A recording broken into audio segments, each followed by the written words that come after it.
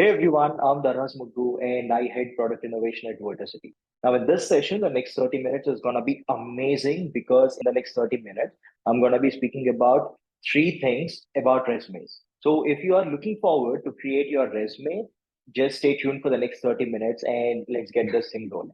So, during the entire session, I'd be looking over there and I'll be looking over here because there are two cameras that are being used to record. So, I'd be looking at these two cameras. So, firstly, the three things that we'd be learning in this session is how to create your resume, do's and don'ts of your resume, and few tips to create your kick-ass resume.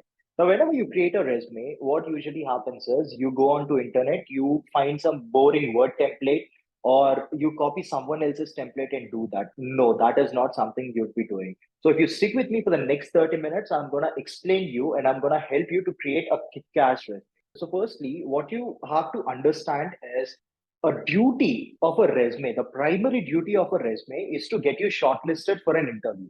The duty of a resume is not to get you a job, it is to get you shortlisted for an interview. So, your resume should be kick ass, amazing, short, crisp, and either under one page or under two page to make sure that it looks really amazing.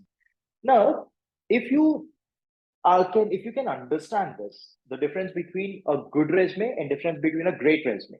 The resume that you have right now might be a good resume, but I will help you to create a great resume. Now, to create a great resume, there are few characteristics, there are few sections, there are few rules and regulations that you have to follow. But why am I telling you everything about a good resume and a great resume? So let me give you an example. Let us say one of your dream companies doing the recruitment and they are hiring for over 100 roles. And for these 100 roles, almost 400 people came for the recruitment. So the recruiters can't take interviews for all the 400 people. So what do? They collect all their resumes, they do a manual shortlisting, or they might either put them in ATS if it is an online interview. So ATS is nothing but applicant tracking system in which a software will decide whether your resume is relevant to the job that you're applying or not. So if your resume is not relevant, then you would be removed from the list. But if your resume is relevant, you'll be shortlisted and you'll be further called for an interview. But in a manual process, what happens? All the 100 resumes are being collected over here, and some recruiter will come down and will have a look at your resume and will go through one after the one resume. So a recruiter, on an average, just takes 4 to 7 seconds to have a look at your resume, which means that you, as in your resume, got to impress the recruiter in less than 7 seconds. That is the only way you will stand a chance against your competitors to crack that job. So coming back to our story, the recruiter has collected all the 100 resumes. He has kept like a bunch and he is going one after the other, one after the other. All the resumes are just black and white, or they are damp, or they are more than 2 pages or 3 pages or 4 pages. Some might have included a cover letter, some might have included the personal details, whatever it might be. But in that list, what if your resume is crisp, precise, has true colors, has good fonts, has good intro, which might be a profile summary or about me section and everything? Then your resume will be pulled aside and will be kept, and you will be called for an interview. In the next 27 minutes, I'm going to help you to create an amazing resume with all the tips and tricks that I know, which I've collected over in the last 3 years of my work experience. So, firstly, if we can go through few facts, these are something that you have to understand. Now, 76% of the resumes are discarded because they have a bad email address. When I say bad email address, it's an unprofessional email address. While I was in college, my first email is darhasrockstar@gmail.com. Now, if I get a resume with something similar to this, so let us say your name is Mahesh. Now, if your email ID is like this, Mahesh rockstar@gmail.com, then I'll not even have a look at your resume because the basic sense or the basic thing that you have to keep in your mind while creating your resume is having a professional email address. Now, what is the format for professional email address? It is nothing but your first name and your last name at the rate gmail.com. If that is not available, your first name, your last name, and maybe two numbers at the rate of gmail.com. My email ID is darhas.muggu at gmail.com. And my other email ID is darhasmuggu13 at gmail.com. Now, these are considered as professional email addresses. And 93% of the recruiters will see whether you have mentioned your resume, whether you have mentioned your LinkedIn profile on your resume or not. Why? Because on your resume, you can only mention those many things which can be fit under one page or under 2 pages. But if you have your LinkedIn profile, You write a lot of content, you put up your professional stories, or maybe your ex-colleagues or someone might have wrote a review about you. So the recruiter will have a lot more understanding about you by having a look at your LinkedIn profile. So 93% of the recruiters will have a look at your LinkedIn profile. So it is suggestible to add your LinkedIn profile URL on your resume. And an average time that is being taken by a recruiter to view your resume during the shortlisting process is 5 to 7 seconds, which means that you gotta make sure that your resume stands out and your resume stands out in the eyes of the recruiter in those 7 seconds. 99% of the recruiters will not even have a look at your resume if your resume is clumsy, or if it doesn't follow a particular order, or if you use too many colors, or if you use too many fonts. So these are the few facts that you have to keep in your mind. Now, going ahead, there are 6 important sections on your resume. All these 6 sections are important to be mentioned on your resume. Without these sections, you can't push your resume anywhere. The first one is your profile summary, or your about me, or you can call it as a professional summary, which can be of maximum of 4 lines, but not more than 4. So in these 4 lines, you have to make sure that you speak everything about yourself, everything about your skills, everything about your past experiences, and why are you sitting in an interview, and what are you trying to achieve next. All of this should be added in just 4 lines. And the next one is personal details. Now, when I say personal details, on the top of your resume, you have to mention your name, your email, your phone number, your LinkedIn URL, which place do you belong to. If you're from Hyderabad, just add Hyderabad. If you're from interiors of Hyderabad, do not add your full address. Just mention the city that you live in and the state that you live in. If you're applying out of state, then you can just mention the state that you're living in. If you're applying within the same state, you can mention the city that you live in and the state that you live in. And if you are from a tech background, then you can simply mention your GitHub link, but in a shorter format. And next, educational details. Your educational details, I follow a particular order, and it is suggestible to follow this order. So you have to mention your top 3 educational qualifications in a reverse chronological order. Now, what do I mean by reverse chronological? For example, let us say I finished my MBA and I did my BTech and I did my class 12. These are my last 3 educational experiences. So you gotta mention I gotta mention my MBA first, and then my BTech, and then my plus 2. At few positions, if you feel that your plus 2 is not relevant to the job that you are applying for, it is fine. You can simply remove your plus 2 qualification, but mentioning about your MBA and mentioning about your BTech is must. And right after that, you have to mention your work experience. Now, again, your work experience should come in a reverse chronological order, just like the education experience. Your most recent work should come first, and then the next one, and then the next one. And also, while mentioning the work experience, your latest one should come first, latest experience should come first. And there is a particular structure that you have to follow where you mention the company name, and then which area or which city does it belong to, and your tenure on the right hand side. If you're still working there, you can still mention it as present. But if you're not working there, you can just add the start date and last date, and maybe 4 or 5 points about what did you do there, what responsibilities did you have. Always try to validate those lines that you've had over there, which means that, let's say if you are into sales, you can just mention that 6 months straight you have achieved 80% of your T versus A, or 3 months straight you have achieved 100% of your T versus A, or you have helped your team to raise, or you have helped your team to achieve more than 150% of growth. These are the things that you can add, or these are the numbers that you can add, which will validate your experience. And next is certifications and upskilling. All the certificates that you have, you can't add them on your resume because your resume doesn't allow that much amount of space. Let us say you're applying for a data science role and you have a C++ certificate, that can still go in. But if you have a spoken English certification, it doesn't matter. Why does someone who's a data scientist requires a spoken English certificate? You just have to understand that. Or else let us say you are applying for a data analyst role and you have done an upskilling program in UX and UI designing. So how does adding UX and UI certificate in a resume where you're applying for data analyst matters? It doesn't, right?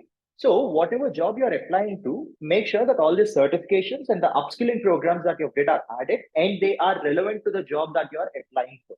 And then skills. Skills is the most important section. You can either add 8 or add 9 or add 12 or 16 skills based on the structure of your resume, and try to divide these skills. Divide as in do not categorize them, but try adding your most valuable skills first. But try adding your most valuable skills first. How do you do it? Let us say you have 12 skills. List down all the 12 skills and add a proficiency level. Let's say your first skill is communication. Rate yourself from 0 to 100. Your next skill is Adobe designing. Rate yourself from 0 to 100. And all the top rated skills added in the first and low rated skills added at the bottom. But if your skills are a combination of both tech and non-tech skills, it is highly suggestible to add your tech skills first and then your non-tech skills. So you can categorize it in this, you can categorize or you can follow a order in this particular manner. And next comes 6 important things to take care while creating your resume. And remember, if you do not follow any of these points, your resume is straight up gonna go into trash. Now, the first one is templates. When you are creating your resume, the first thing that you do is always go onto Google and download a template. No, there are a lot of AI-based resume builders. There are a lot of resume builder tools, mobile applications, web apps, and everything, software, where you can create your resume in less than 20 minutes if you have the content ready. So find out those particular templates which are suitable for the role that you're applying. For example, tech industry needs a specific set of templates, and designing industry needs another set of templates. Designing industry, all your templates should be colorful, it should be full of colors, but for tech industry, it can just be blank. It can just be blank with black and white, no colors on it, with a proper structure. That's it. So make sure that you choose your templates properly. And next is fonts. Fonts is something that you have to take care of very particularly. Arial MT, Open Sans, any of these particular Microsoft approved fonts or Google approved fonts are good to have on your resume rather than having styling. And if you want to use 2 fonts on your resume, this is the maximum amount, number of fonts that you can use, just 2. If you want to use more than 2, do not even try to. But if you use just 1 font, that is amazing. But if you want to use 2, all the headings can be of 1 font and all the description material can be of a second font. Next come colors. If you can just keep your resume in black and white, that doesn't work. Try adding colors on your resume. And when I say colors, not just different colors. For example, if you are applying for just data science or data analyst roles, having your resume in black and white, or any of the tech roles, having your resume in black and white, that is still fine if you're an experienced person. But what did I tell you? The primary duty of your resume is to get you shortlisted for the job that you're trying to apply for, right? So again, let us go back to that example that I've given you. There are 100 resumes, recruiters having a look at your resume one by one. So all the resumes are black and white, and he's going. Suddenly he finds out your resume in color and it catches the eye.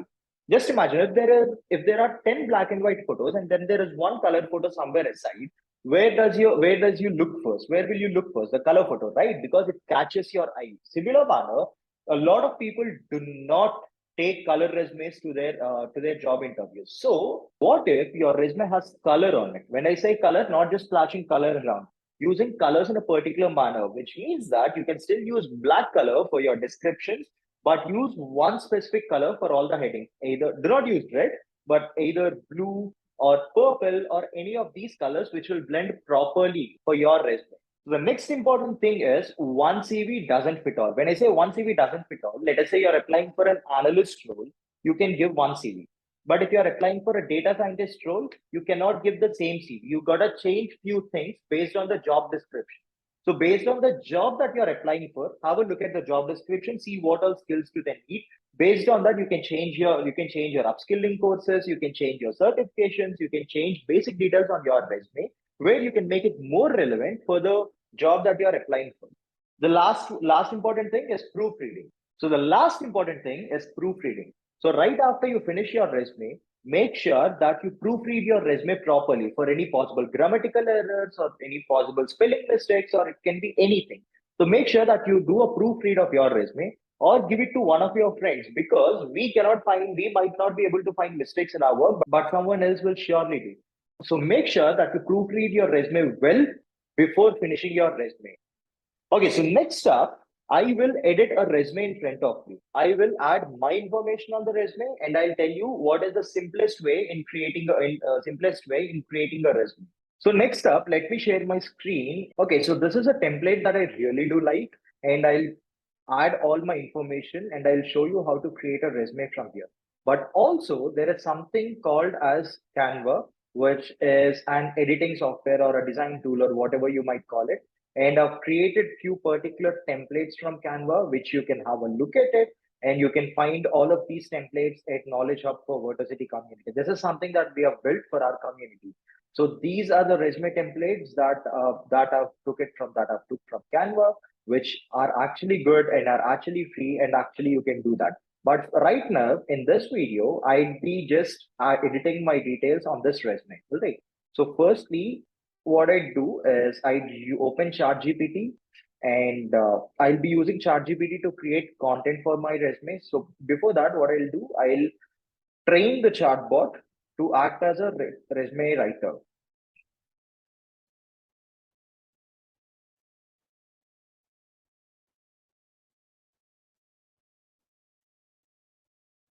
So now ChatGPT is gonna say that sure, I'll act as an experienced resume writer. How can I help you with? It is running slow. Okay, so I'm gonna edit my information over here. My name is Tarhas Muku, and I'm from Hyderabad, and I'll add.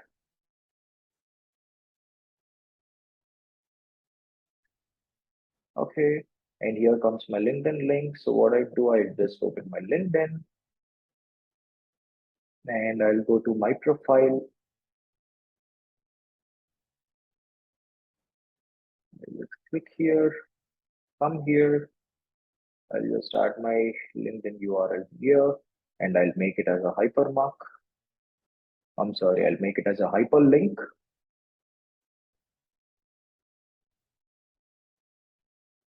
Done. And here comes my email ID, tarhas@gmail.com. So I'll add it as a hyperlink again. Now here it starts with education. Few resume templates will have profile summary at the start, but this resume template has education at the start. So I'm not going to disturb the flow. What I just do is I'll just change it. I'll just change it to Geetham University. I'm just taking dummy data and I'm adding it. I'm just taking dummy data. I'm adding it. I'll mention Hyderabad and just give it some space so that it is an alignment. And what is it? I am Bachelor's of Technology, Bachelor's of Technology, and cumulative GPA. My cumulative GPA is, let's say, 8.7 out of 10. And I finished my engineering in the month of May in 2016, let us say. Okay. And areas of interest, I'll just add computers, coding, VLSI, and Python. Let us say these are my area of interest. And then it says awards, but I do not have any awards during my college, or I do not want to add it over here. But rather, what I do is I want to mention description. Okay, I want to mention description. So what I'll just do is I'll just take Geetham University, and I just take all of this, and I'll go to ChatGPT, and I tell ChatGPT to write description about my education, which I can use on my resume. Here are the details. So I did my BTech computers in Geetham University at Hyderabad, and during this time, yeah, this area of interest are these. I ran for college president. During this tenure, I conducted 10 plus workshops. I arranged college fests for my department. That's it. I'll write enter, and then ChatGPT will write description about my education, which I can use it on my resume with the data that I've fed over here. So you can also use ChatGPT at times. it might act cranky where it will be very slow, like how it is happening to me right here. But at times, whenever the servers are quick enough, it will give you a very good thing. All you got to do is ask it, give it proper prompts. That's it.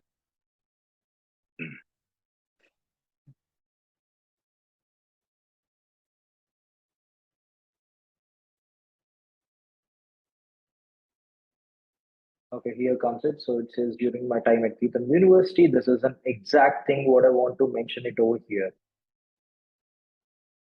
So I'll just copy it. I'll just wait for it to finish.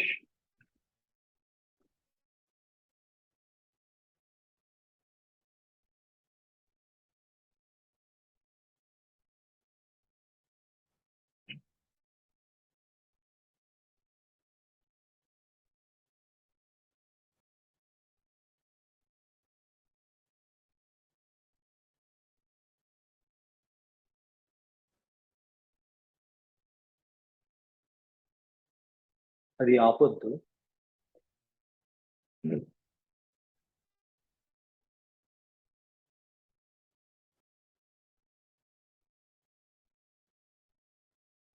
Right, it has finished. So what I'm gonna do, I'm just gonna copy it, come here, and over here I'll do paste without formatting. So what happened is it added everything over here. So I'll just remove the space, but I do not want like this. I want it in pointers. So what I do, I'll just mention, I'll just give line breaks to it over here and then over here. Successfully, I also organized. Yes, I will need one more line here, and furthermore here.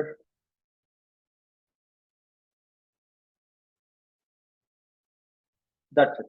So what I do, I'll just select all of it and I'll arrange bullet points here. Done. All right. So this is how I'm gonna add it. And then comes my work experience, but I also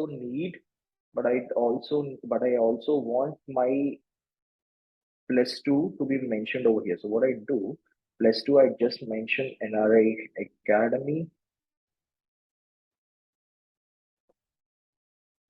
Maths, Physics, Chemistry.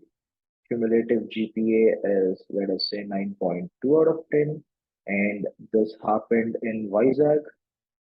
So I'm going to change the name to Hyderabad to Vizag.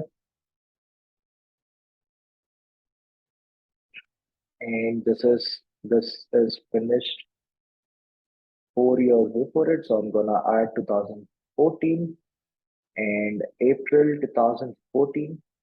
And areas of interest, I don't need areas of interest because I don't need areas of interest because I don't need areas of interest because no one wants to understand your areas of interest during your plus two. All right. So over here I'll also mention as well, and then maths, physics, chemistry, and then just give a bit of spacing for this here. Okay, that's good.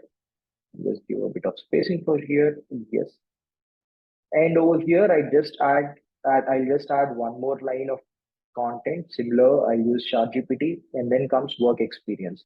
So if I'm writing this resume for a younger version of myself where I haven't worked anywhere, but I can add my internship experience. So what I do, I just mention it as internships, and my internship is done at Vertocity, and this internship is done in Hyderabad, and I mention data science intern, and this has happened from 8th to 8th 2016 to 1 2017.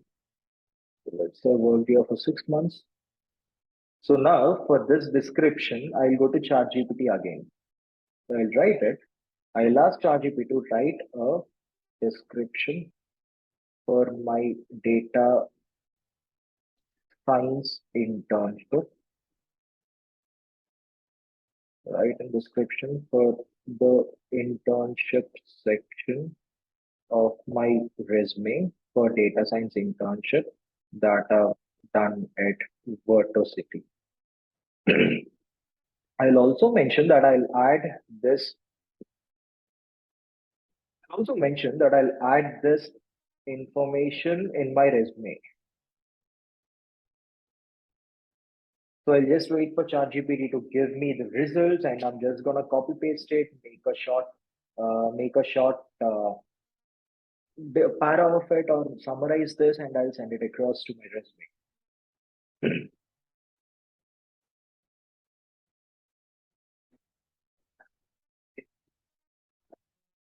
Using.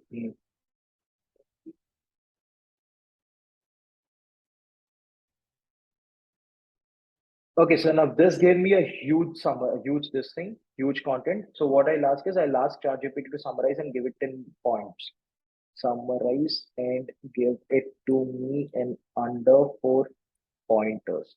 So I'll wait for it. Again, we'll see if the ChatGPT is gonna summarize it entirely and give it in 4 pointers. Yes, it's giving it in pointers. So I'll ask it for add 2 more pointers. So I'll just copy it. I'll just come here. Instead of this content, I'll just paste this. I'll come back and I'm waiting for ChatGPT to give me 2 more pointers.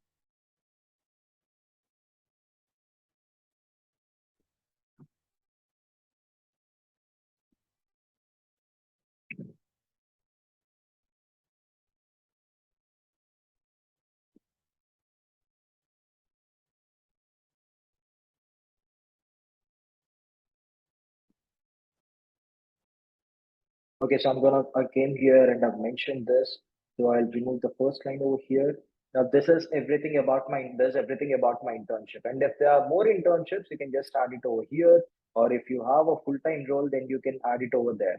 But and try understanding this. If you use ChatGPT, but try understanding this. If you use ChatGPT to write your entire professional experience, your job experience, your internship experience, your project description, it's not gonna work because it is you who have been through this journey. So try putting it in your own words. But if you can't, then give this to ChatGPT, ask it to summarize, structure it well, and give it back to you. But make sure that you use your own words for this. Now, next comes your project experience. So for project experience, I'll mention that this project is, let's say, for an example, I'd say tic tac toe. Sorry, I'd say I've created tic tac toe game using Python. And where did I do this? I do this while I was in Hyderabad. I'd say internship project at Vertocity. And when did I do it?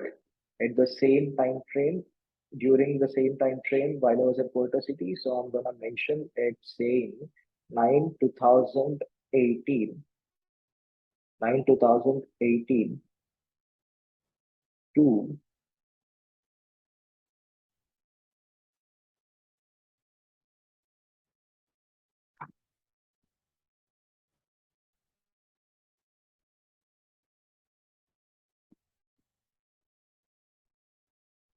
9 2018 to 12 2018, not ideally 12, I'll just start it as 11.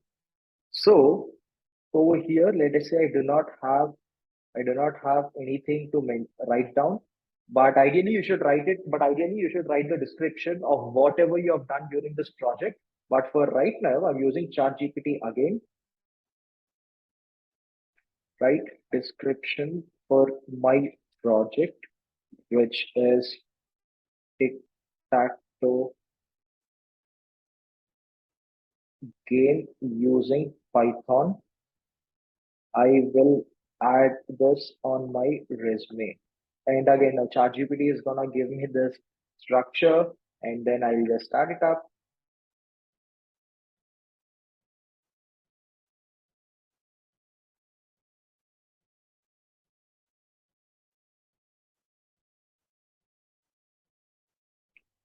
They'll again ask ChatGPT to summarize this and give me 5 pointers.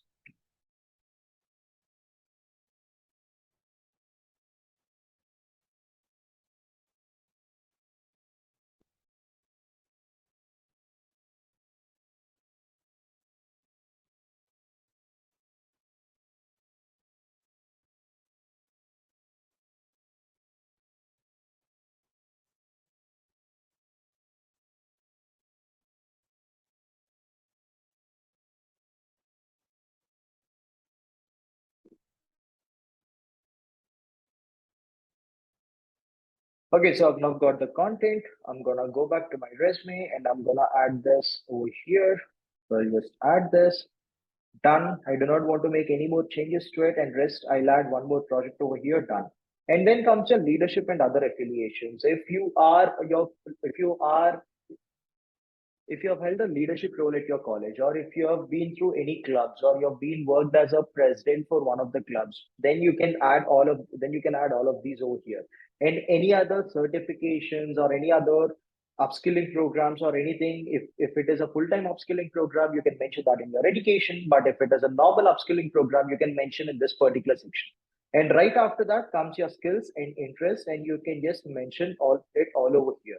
And this makes your one-page resume. I really do love one-page resumes, so I'll ask you to try to create your resume in one page. Now, I've told you to add colors to your resume. Now, how do you add colors to your resume? Maybe what you can do is, instead of entirely black, you can just take this and you can just make your colors. This green is purely absurd. Orange, this orange color is good, but it doesn't go well with it. Maybe a light shade of blue. Yeah, blue actually looks good. So what I can do is I just add blue to my resume over here, and at the NRI Academy over here, and at internships and Vertocity blue over here. So just for headings, I'm gonna use blue, and but for everything else, I'm gonna use black. So whatever color that you like, you can just add it, and my resume follows proper structure. So if you follow all these particular steps while creating your resume, that will give you very good resume. In these 30 minutes, whatever you have learned, make sure that you apply to each and every section of your resume. And once you do it, you'll have a kick-ass resume. Always remember, this is a good resume and there's a great resume. The road to success just depends on whether your resume is good or whether your resume is great. Right after all this, just remember one single thing. The primary duty of your resume is to get you shortlisted for a job, but not get your job. Your profile, your skills, your candidature, your past experiences, the way you convince your recruiter will get you a job. But your resume will give you a ticket to sit with the interviewer or sit with the recruiter and talk about your experiences, and will give you a chance to sell yourself to that company. That is how you crack a job. All the best. And if you have any more queries, you can get in touch with us on LinkedIn. See you and goodbye.